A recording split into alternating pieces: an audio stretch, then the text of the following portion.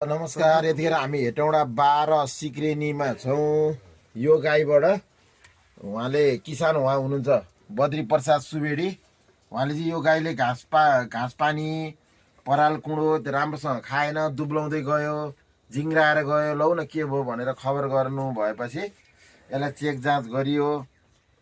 गर्दाखेरि अब किला काँटी केही छ भन्ने प्रमाणित भएर हामीले यो म्याग्नेट हालेर चाहिँ निकाल्ने प्रयास गर्दा यो 2 रुपियाँको डलर ल हेर्न सक्नुहुन्छ अलि नजिकै 2 रुपियाँको डलर। अनि यो फलामका टुक्राहरू यो यस्तो कुराहरू भेट्यो। यहाँ सहयोगी मेरो साथी मेरो मित्र हुनुहुन्छ रामप्रसाद पौडेल। एउटा नट पनि भेटेको छ र नट पनि रहेछ, सानो नट।